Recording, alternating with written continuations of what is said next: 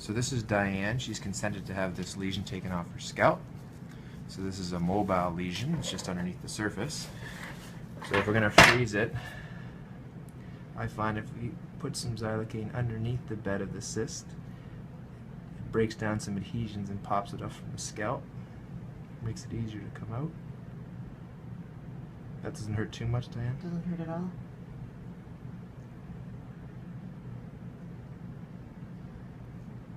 That looks good. You can see it popping up a little bit. How long's it been there? Probably 4 years, I think. Gotten bigger over the last few months. So I find that deep injection is probably sufficient. I usually do one superficially as well, just to make sure that we're well anesthetized. And it kind of gives me a track to follow when I'm opening it up a little bit. But you could argue that this is redundant. So medically, Braden, do you remember what we call these? It's either like a trilemmal type of cyst. Yeah, so they used to be called sebaceous cysts. Mm-hmm. They said kind of got away from that because it's kind of a misnomer.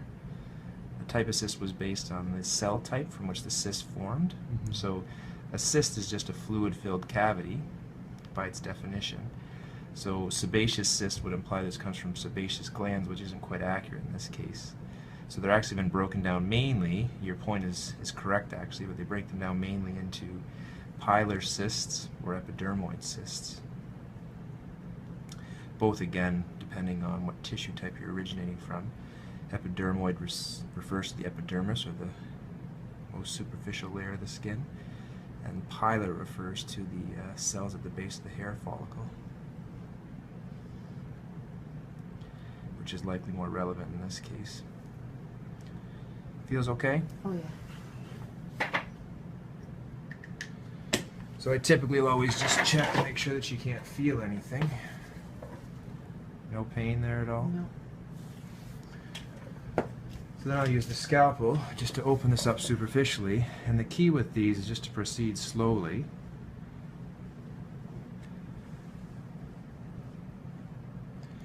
The reality is you'll always be successful getting these out. It's just going to be a function of whether it comes out completely clean with the capsule intact or whether it has to come out in pieces.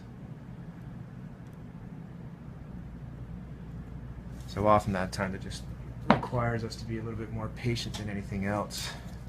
I tend to like using these curved butterflies or Kellys in a form of sort of blunt dissection. Again, you can use a sharp dissection, but I find it sort of comes along easily. So right now not deep enough, so it won't open up. So what I'm going to be looking for, the capsule of the cyst is sort of a pearlescent appearing lesion. And the one thing I do warn residents and people who are trying this for the first time, the scalp can bleed a lot. Just don't be dissuaded by that, it's not a problem.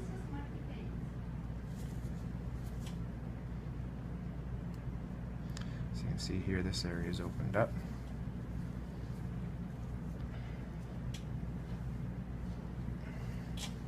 So what I like to do once I have a little bit of an opening, I'll put the Kellys underneath and just use the scalpel to extend that a little bit.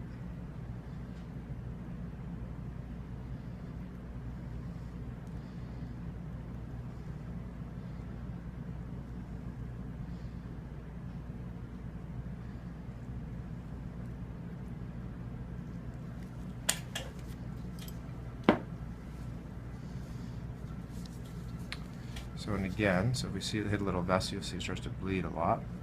But what we're looking for, you can see it there. I don't know if you can see that, Braden. It's got a shiny material, and that's the capsule. So I'm just going to extend this backwards a bit so it'll be easier when it comes out.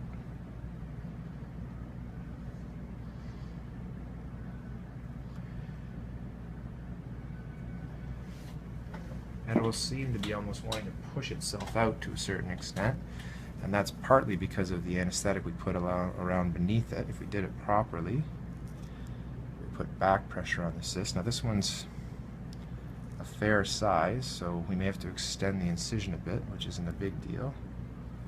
So this is again a reason why I like the curved dissection better. It allows to break down some superficial adhesions with hopefully not breaking down the capsule.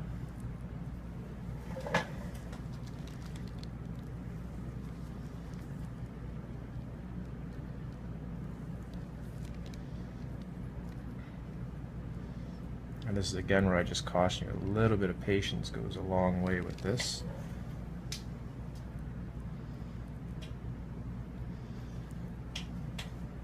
So just in terms of feeling, I can tell there's a little bit of extra give in the back, so I'm going to extend that a bit.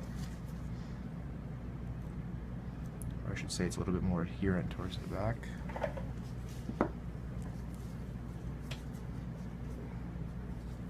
Just going to move the light source here.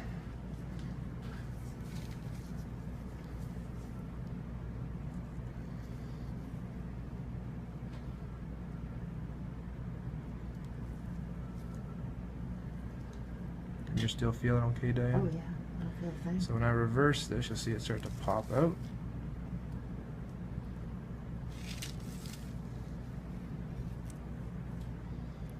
Just like that.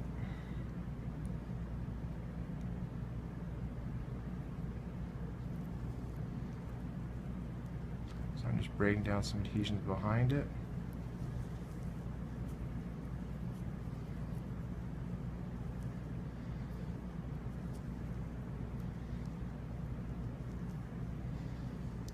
That is it.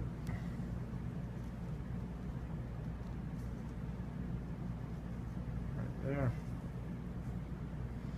No problem with that. I'll show Diane that after we're done. And the nice thing with that is when you get the whole capsule, then you know that the recurrence is less than 2%.